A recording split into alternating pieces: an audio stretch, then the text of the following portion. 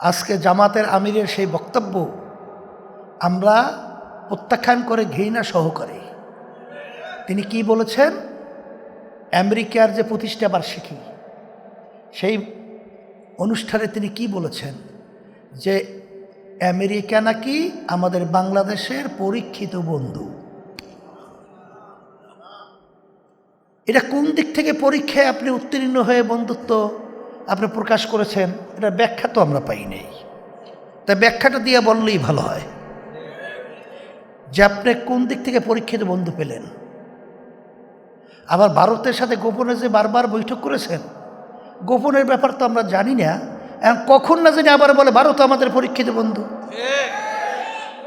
এই সন্দেহ তো থেকেই যায়।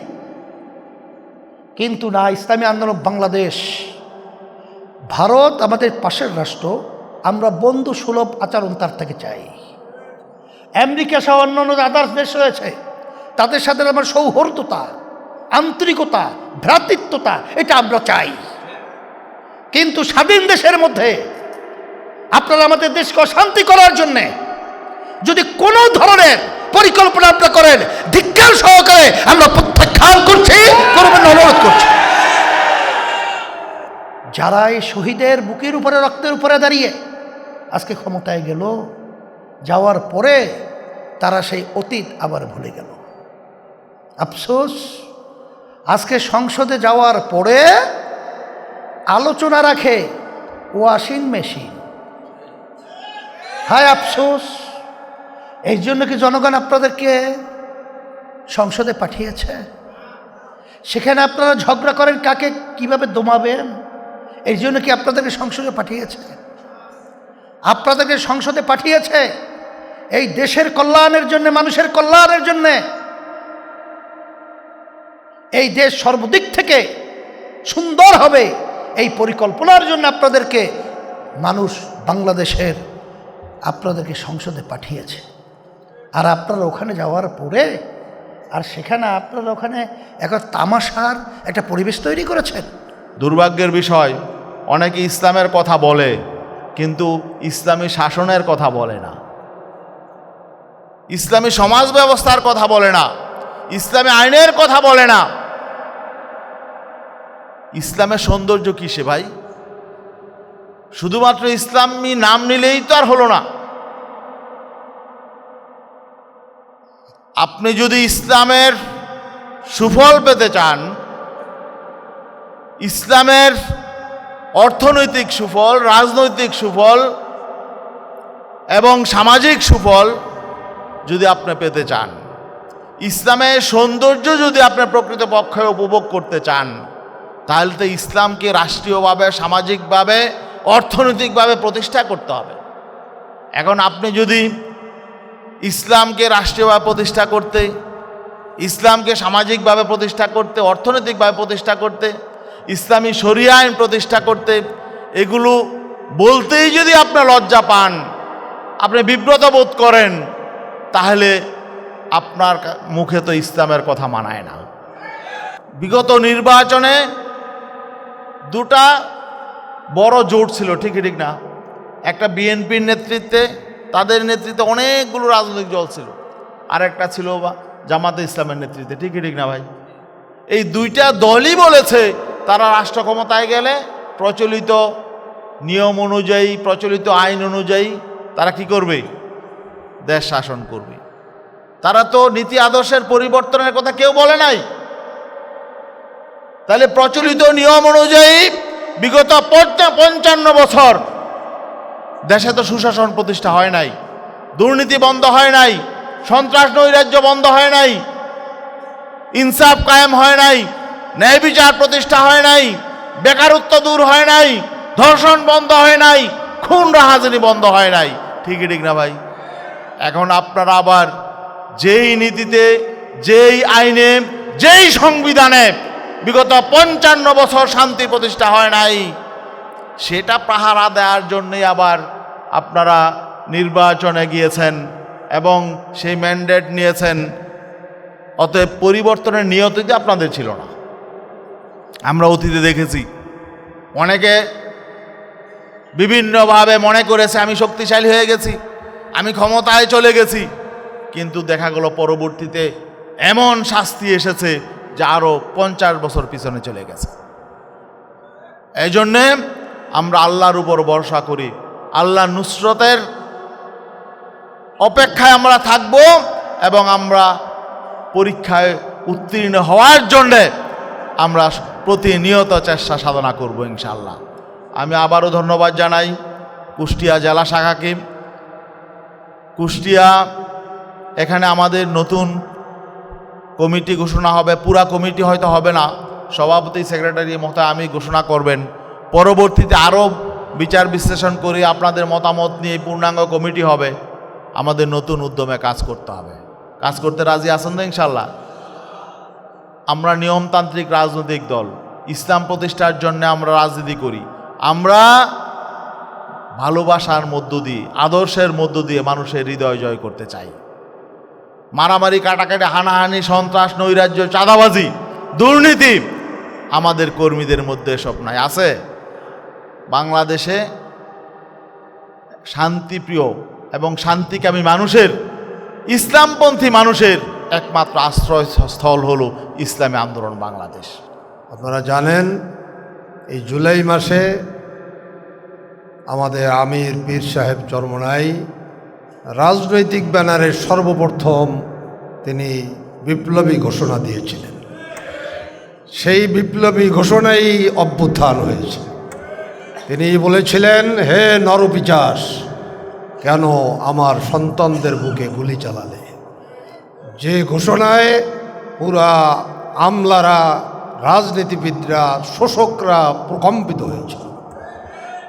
আজ এই আশার অভ্যুত্থানকে তারা লুট করেছে।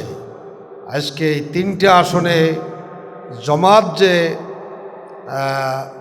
বিজয় লাভ করেছে, জামাতকে আপনারা ভোট দিয়েছেন, জনগণ ভোট দিয়েছে, ইসলামের জন্য দিয়েছে। ইসলামের জন্য জামাতকে ভোট দিয়ে তারা সংসদে গিয়ে ইসলামের কোনো কথা বলেছে? তারা সংসদে গিয়ে ইসলামের কোনো আওয়াজ তোলে নাই, ইসলামের কোনো বিল আনে নাই। কাজী এরা ধোঁকাবাজ জাতীয়ভাবে প্রমাণিত হয়েছে। জেলা সম্মেলন 2026-এর এ পর্যায়ে প্রধান বক্তার আলোচনা রাখবেন ইসলামী আন্দোলন বাংলাদেশের নবনির্বাচিত মহাসচিব জননেতা মাওলানা গাজী আতাউর রহমান। বক্তব্য রাখবেন জননেতা মাওলানা গাজী আতাউর রহমান। নাহমাদুহু ওয়া নুসাল্লি আলা রাসূলিল কারীম, আম্মা বা'দ। আউযু বিল্লাহি মিনাশ শাইতানির রাজীম। বিসমিল্লাহির রহমানির রহিম। ইন্নাদ দীনা ইনদাল্লাহিল ইসলাম।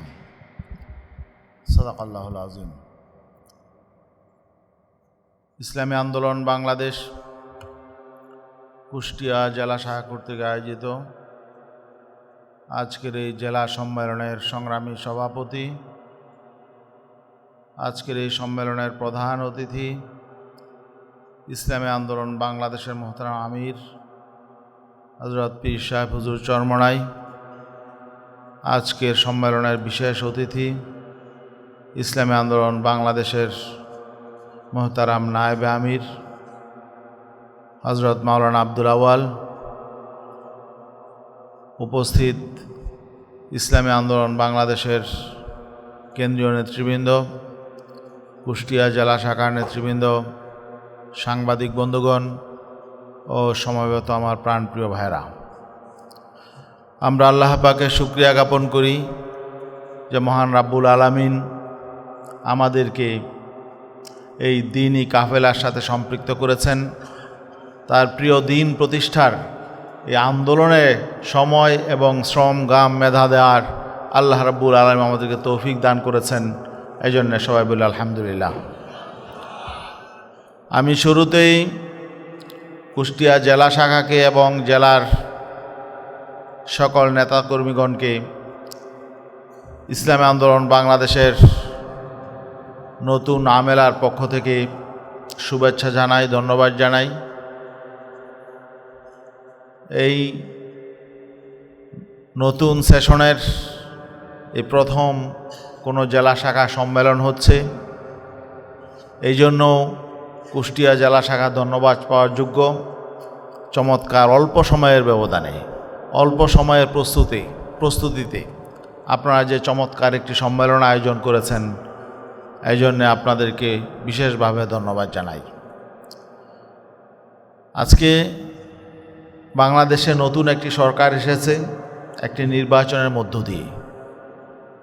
মানুষের মধ্যে প্রত্যাশা ছিল দেশে যে দীর্ঘ 55 বছর দেশে যে শাসন চলেছে, দুর্নীতি চলেছে, দুঃশাসন চলেছে, অনিয়ম চলেছে,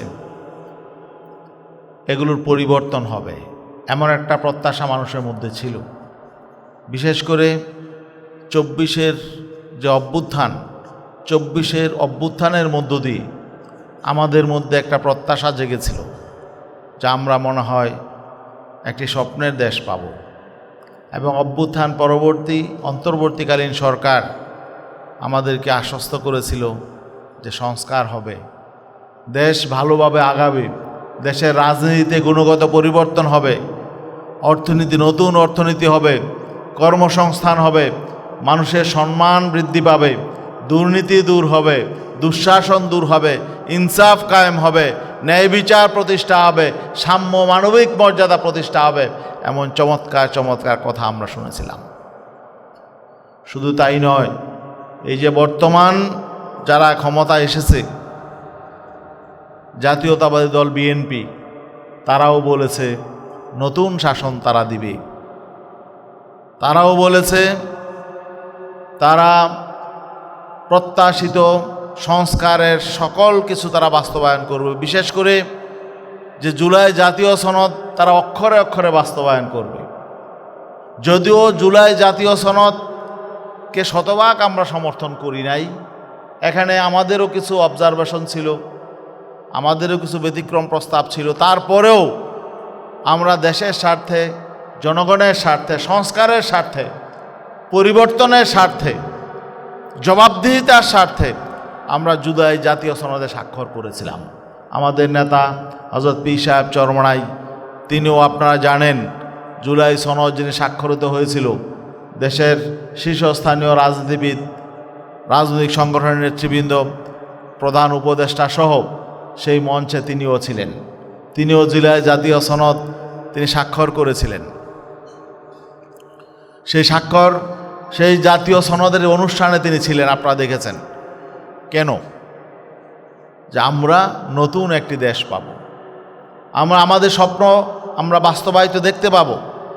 কিন্তু আজকে বাংলাদেশে কি কোনো পরিবর্তন হয়েছে? দুর্নীতি বন্ধ হয়েছে? দুর্নীতি হলো ভিতরে, সরকারের ভিতরে সরকারি আমলা সহ কর্মচারী কর্মকর্তা এরা জড়িত থাকে। হয়তো অনেক সময় রাজনৈতিক দলের নিয়ন্ত্রণের বাইরেও থাকতে পারে। কিন্তু একটা বিষয় যেটা রাজনৈতিক দলের হাতে, যেটা নিয়ন্ত্রণের ক্ষমতা, সেটা হলো চাঁদাবাজি। চাঁদাবাজি কি বন্ধ হয়েছে? বরং আমরা দেখছি বিভিন্ন জায়গায় আগের চেয়ে আরও বৃদ্ধি পেয়েছে। তো চাঁদাবাজি কারা করে? যারা ক্ষমতায় থাকে, যেই দল ক্ষমতায় থাকে ওই দলের লোকজনই তো চাঁদাবাজি করে, নাকি? অতীত থেকে আমরা দেখে আসছি। যারাই যখন ক্ষমতায় আসে তাদের দলীয় লোকজন, তাদের ক্যাডাররা, তাদের সহযোগী সংগঠন, অঙ্গ সংগঠন, তাদের ছাত্র সংগঠন, যুব সংগঠন, শ্রমিক সংগঠন, তারাই চাঁদাবাজি করে।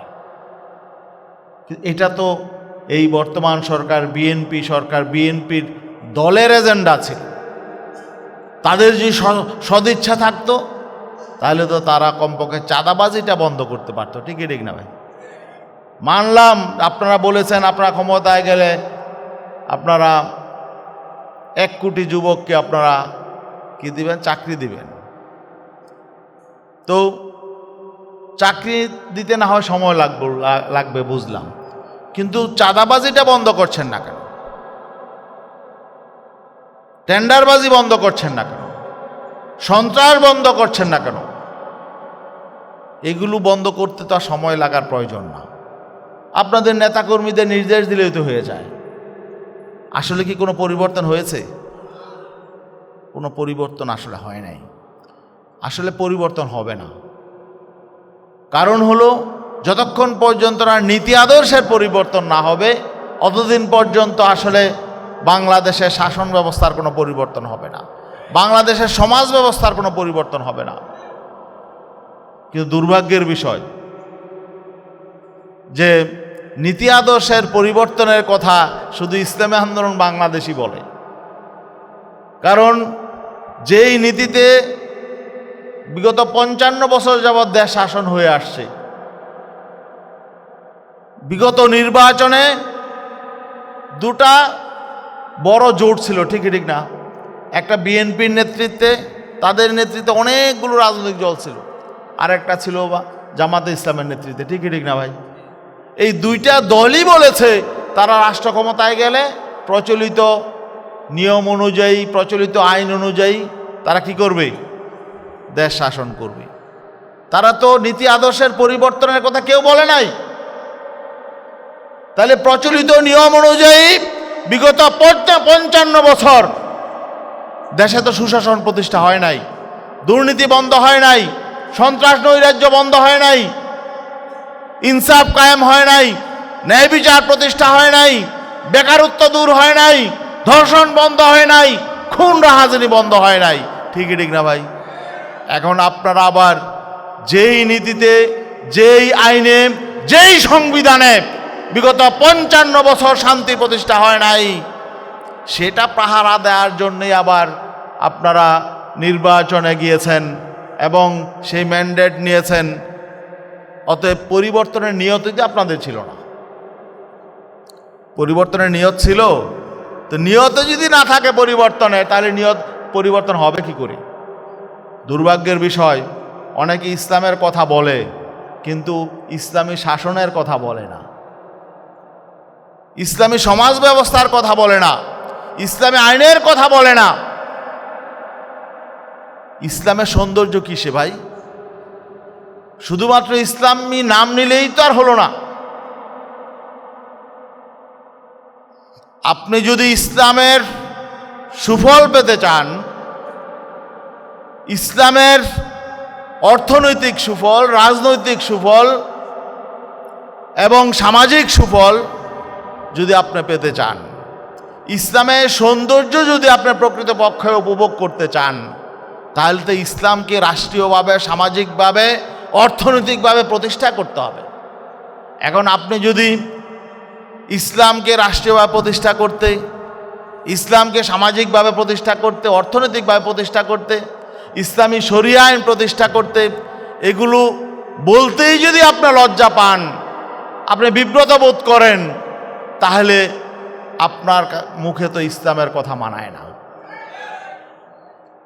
তাহলে বলেন কেন? এটা তো ঠিক না। আপনি বলবেন একটা, করবেন আর একটা, এটা তো ঠিক না।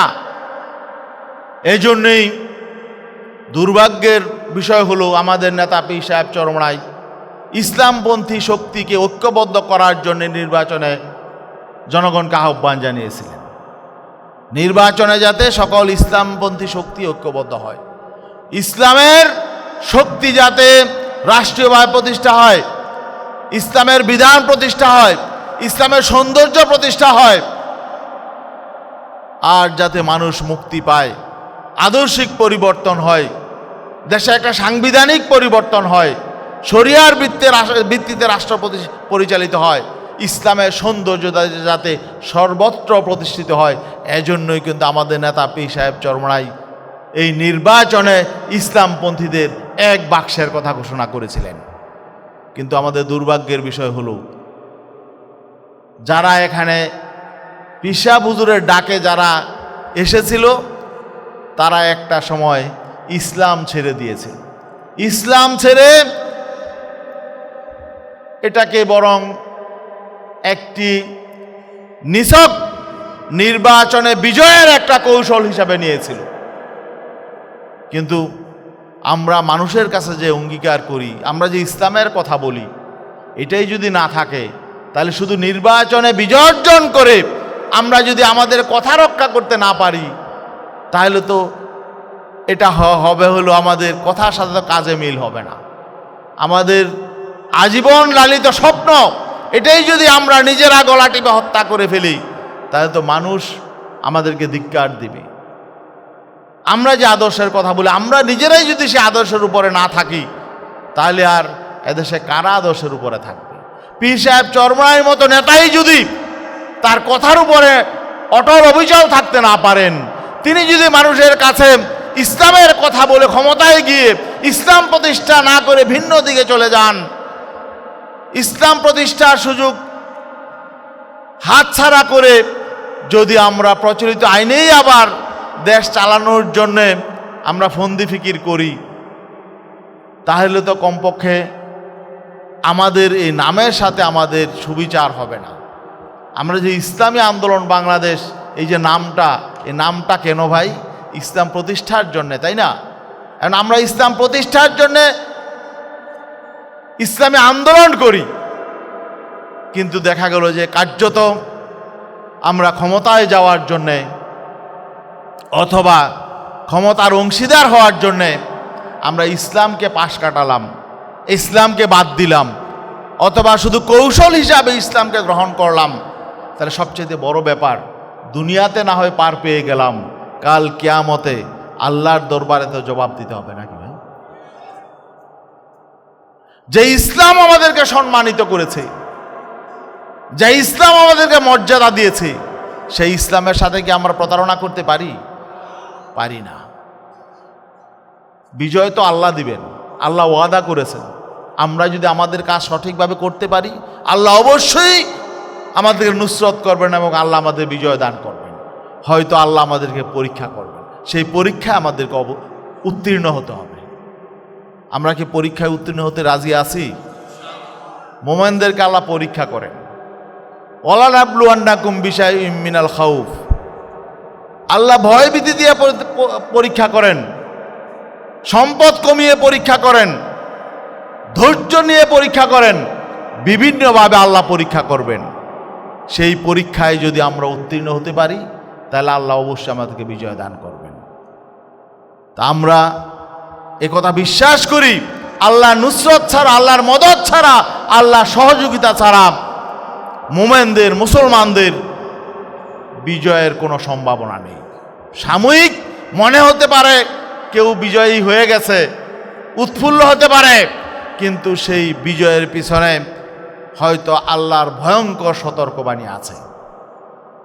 আমরা অতীতে দেখেছি অনেকে বিভিন্নভাবে মনে করেছে আমি শক্তিশালী হয়ে গেছি, আমি ক্ষমতায় চলে গেছি, কিন্তু দেখা গেল পরবর্তীতে এমন শাস্তি এসেছে যা আরও 50 বছর পিছনে চলে গেছে।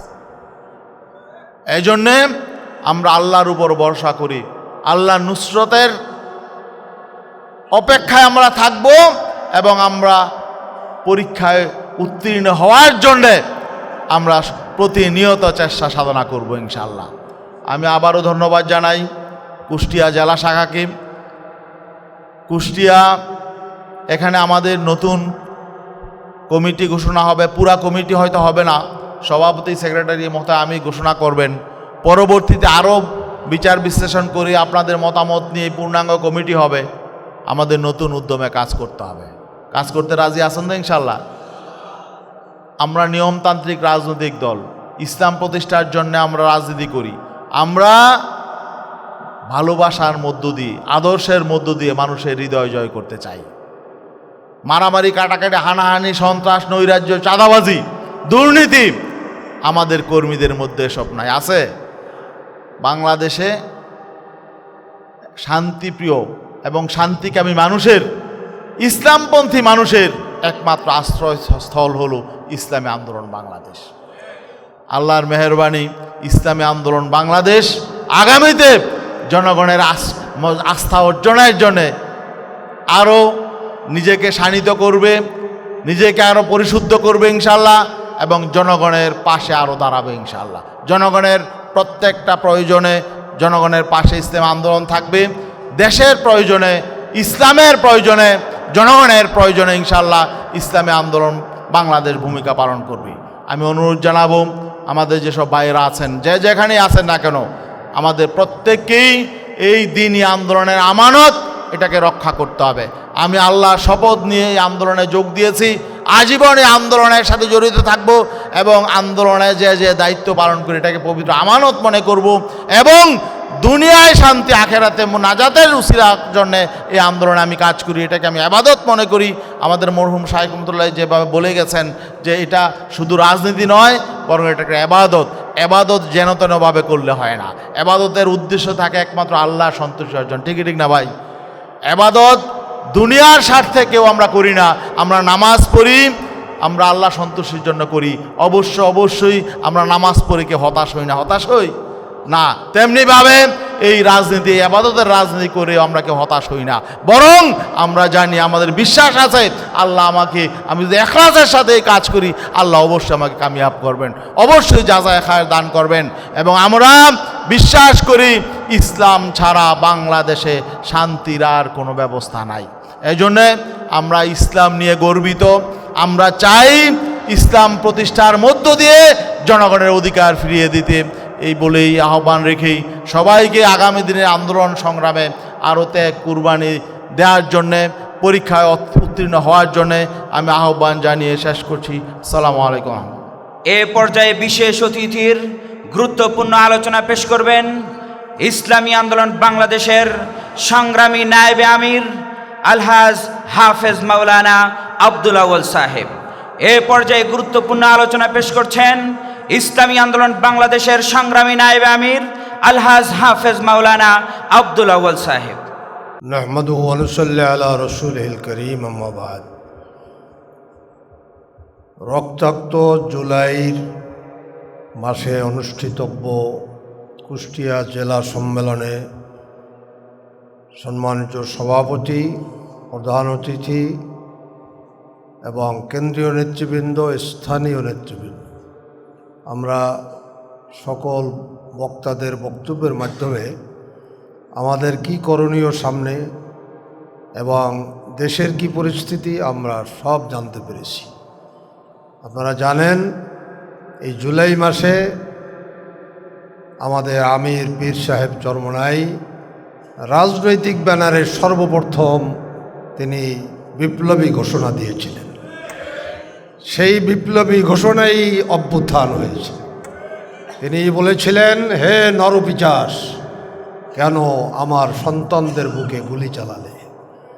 যে ঘোষণায় পুরা আমলারা, রাজনীতিবিদরা, শোষকরা প্রকম্পিত হয়েছিল। আজ এই আশার অভ্যুত্থানকে তারা লুট করেছে। আজকে এই 3টে আসনে জামাত যে বিজয় লাভ করেছে, জামাতকে আপনারা ভোট দিয়েছেন, জনগণ ভোট দিয়েছে, ইসলামের জন্য দিয়েছে। ইসলামের জন্য জামাতকে ভোট দিয়ে তারা সংসদে গিয়ে ইসলামের কোনো কথা বলেছে? তারা সংসদে গিয়ে ইসলামের কোনো আওয়াজ তোলে নাই, ইসলামের কোনো বিল আনে নাই। কাজী এরা ধোঁকাবাজ জাতীয়ভাবে প্রমাণিত হয়েছে। আগামীতে আমরা এই ধোঁকাবাজদের আর এই পিছনে ধোঁকা খেতে পারি না। আমরা মোমেন, আর মোমেন এক গর্তে 2 বার আছাড় খায় না। মোমেন ধোঁকা দেয় না, ধোঁকা খায় না। কাজে আর এই ধোঁকাবাজদের ধোঁকা আমরা না খাই, সেই জন্য সতর্ক থাকব।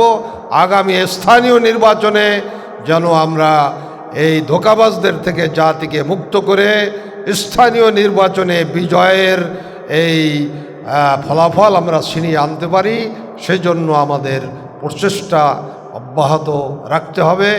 এই আশাবাদ ব্যক্ত করে আমি সংক্ষিপ্ত কথা শেষ করছি। নসরুম মিনাল্লাহ, ফাতহুন করিব, অবশ্যিরিল মুমিন। এ পর্যায়ে প্রধান অতিথির গুরুত্বপূর্ণ আলোচনা পেশ করবেন এদেশের লক্ষ কোটি তাওহীদি জনতার হৃদয়ের স্পন্দন, ধর্মীয় আর রাজনৈতিক রাহবার, ইসলামী আন্দোলন বাংলাদেশের সংগ্রামী আমির, আমিরুল মুজাহিদিন আলহাজ হযরত মাওলানা মুফতি সৈয়দ মোহাম্মদ রেজাউল করিম পীর সাহেব হুজুর চরমনাই।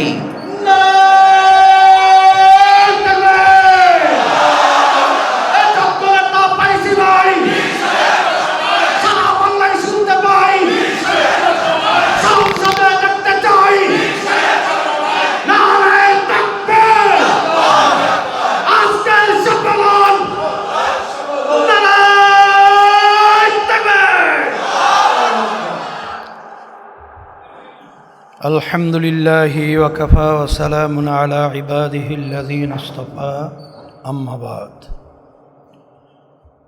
فأعوذ بالله من الشيطان الرجيم بسم الله الرحمن الرحيم وجاهدوا في الله حق جهاده صدق الله العلي العظيم সবাই দুরূদ শরীফ পড়ি اللهم صل على سيدنا وشفيعنا وحبيبنا ومولانا محمد صلى الله عليه وعلى آله وأصحابه وبارك وسلم শুকরিয়া আদায় করতেছি মহান রব্বুল আলামিনের দরবারে। রব্বুল আলামিন আমাদেরকে দ্বীনের সাথে জড়ায়া থাকার তৌফিক দান করেছেন। শুকরিয়া তান বলি আলহামদুলিল্লাহ।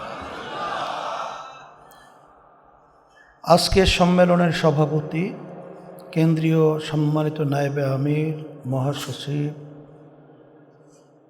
অন্য দায়িত্বশীল সহ জেলা বিভিন্ন পর্যায়ের দায়িত্বশীল, আলোচনা শুনেছি, আল্লাহ কবুল করলে আরও শুনব।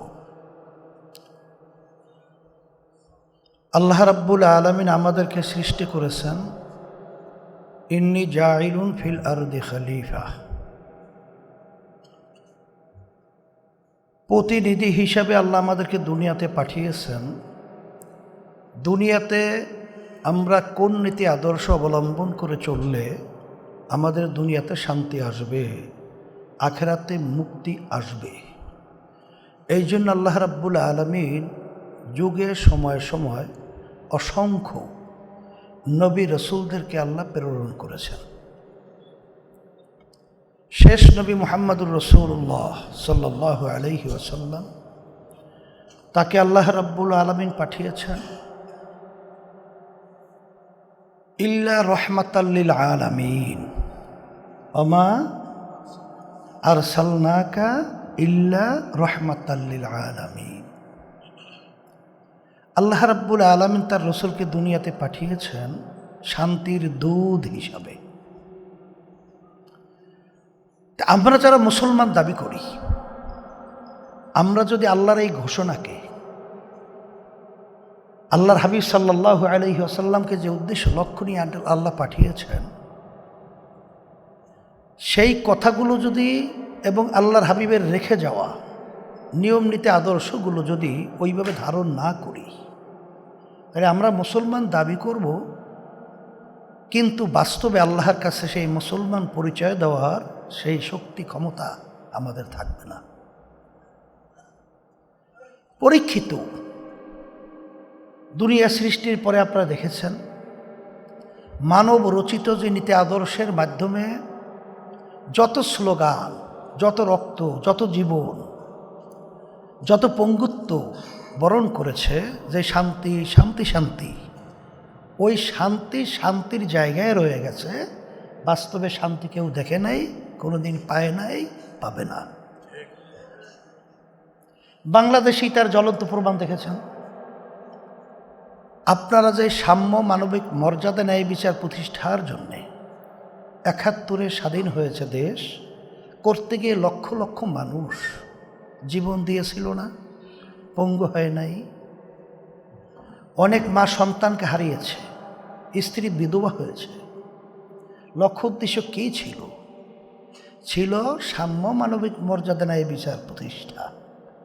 বাস্তবে ৫৪ বছর শেষ হয়ে ৫৫ বছর স্বাধীনতার পরে দেশ পরিচালিত হচ্ছে যাদের মাধ্যমে। এদের মাধ্যমে আমরা কি পেলাম?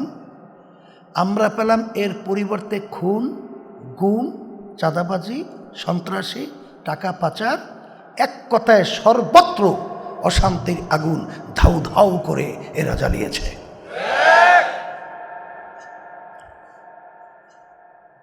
২০২৪ জুলাই ৫ই আগস্ট যে অভ্যুত্থান হলো, আল্লাহ সুযোগ করে দিয়েছিল, আমরা চেয়েও ছিলাম সুযোগে সদ্ব্যবহার করার জন্যে। কিন্তু কিছু স্বার্থন্বেষী মহল, লোভী, এদের কারণে হয়তোবা এটা বাস্তবায়িত হয় নাই, অথবা আল্লাহ রাব্বুল আলামিন এখনও হয়তোবা ইসলাম অনুযায়ী রাষ্ট্র পরিচালনার সেই ক্ষেত্র তৈরি করার জন্যই ইসলামী দল হিসাবে আল্লাহ আমাদেরকে ওই জামাতের ক্ষোভ থেকে বের করে নিয়ে আসছে। এখন বাংলাদেশের মধ্যে ইসলামী নীতি আদর্শ নিয়ে কথা বলার মতো ইসলামী আন্দোলন বাংলাদেশ ছাড়া অন্য কোনো ইসলামী দল নাই। এখন সুযোগ এসেছে যে আমরা যারা নাকি এর সাথে সম্পৃক্ত রয়েছি, আমার দুঃখ হয় আল্লাহ রাব্বুল আলামিন বলেন তোমরা জেহাদ করো, এরকম হুকুম আল্লাহ দেয় নাই। আল্লাহ বলছেন জেহাদ করো, করার মতো করো। আল্লাহ কি বলেছেন তোমরা জেহাদ করো? না, বলছেন করার মতো করো। তাহলে আমরা যারা এর সাথে সম্পৃক্ত রয়েছি, আল্লাহ আমাদেরকে কবুল করেছেন, করি তো করি না, ধরি তো ধরি না, ছাড়ি তো ছাড়ি না, এর মাধ্যমে কোনোদিন লক্ষ্যে পৌঁছা যায়? আমার শুনলে আশ্চর্য লাগে। এখন পর্যন্ত আমাদের নেতা কর্মী সহ যারা কমিটির ভিতরে রয়েছে, এরাই এখন পর্যন্ত ঠিকমতো মাসিক এয়ানত পর্যন্ত ঠিকমতো দেয় না। আপনি কি করেন? কিসের করার মতো করে? দায় সারা পরীক্ষার হলে পরীক্ষায় কোনোদিন উত্তীর্ণ হতে পারে? আর আল্লাহ রাব্বুল আলামিন তো শর্ত লাগিয়েছেন পরীক্ষা করবেই করবে, নাহলে আল্লাহ রাব্বুল আলামিন আমাদেরকে সেই ফলাফল যেটাকে বলা হয় পুরস্কৃত সেটা আমাদেরকে দেবেন না। এই জন্য বিশেষ করে আমি কথা বেশি লম্বা না করে, আর আলোচনা তো হয়েছে দেশের অবস্থা জানেন। আমরা যে আশা আকাঙ্ক্ষা নিয়ে 2024 5ই আগস্ট গণ অভ্যুত্থান হলো, সেই অভ্যুত্থানে কত উদীয়মান মেধাবী সন্তানগুলো, হাফেজ আলেম, তারা জীবন দিয়েছে, পঙ্গু হয়েছে। 500-র মতো ছেলেরা তাদের জীবনের তরে বলতে গেলে চক্ষু হারিয়েছে, আলোর চক্ষু, মুখ আর দেখবে না। কিন্তু আফসোস আজকে বলতে হয়, যারা এই শহীদের বুকের উপরে, রক্তের উপরে দাঁড়িয়ে আজকে ক্ষমতায় গেল, যাওয়ার পরে তারা সেই অতীত আবার ভুলে গেল। আফসোস আজকে সংসদে যাওয়ার পরে আলোচনা রাখে ওয়াশিং মেশিন। হায় আফসোস! এই জন্য কি জনগণ আপনাদেরকে সংসদে পাঠিয়েছে? সেখানে আপনারা ঝগড়া করেন কাকে কিভাবে দমাবেন, এই জন্য কি আপনাদেরকে সংসদে পাঠিয়েছে? আপনাদেরকে সংসদে পাঠিয়েছে এই দেশের কল্যাণের জন্য, মানুষের কল্যাণের জন্যে।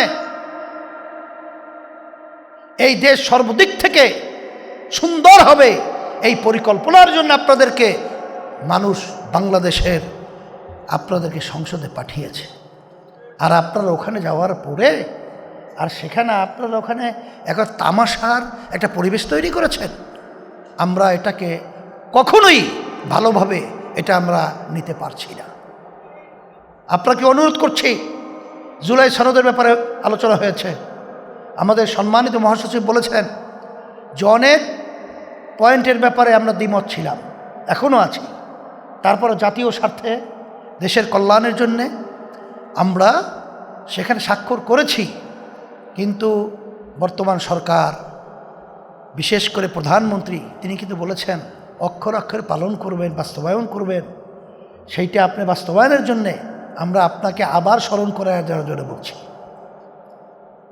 আর পাশাপাশি আমি বলবো যে আপনারা দেখেছেন যে আজকে বাংলাদেশের মধ্যে যে কায়দায় দেশ পরিচালিত হচ্ছে, না জানি আল্লাহ মাফ করুক, আজকে জামাতের আমিরের সেই বক্তব্য আমরা প্রত্যাখ্যান করে ঘৃণা সহকারে। তিনি কি বলেছেন? আমেরিকার যে প্রতিষ্ঠা বার্ষিকী, সেই অনুষ্ঠানে তিনি কি বলেছেন? যে আমেরিকা নাকি আমাদের বাংলাদেশের পরীক্ষিত বন্ধু। এটা কোন দিক থেকে পরীক্ষায় আপনি উত্তীর্ণ হয়ে বন্ধুত্ব আপনি প্রকাশ করেছেন? এটা ব্যাখ্যা তো আমরা পাই নাই। তাই ব্যাখ্যাটা দিয়ে বললেই ভালো হয় যে আপনি কোন দিক থেকে পরীক্ষিত বন্ধু পেলেন।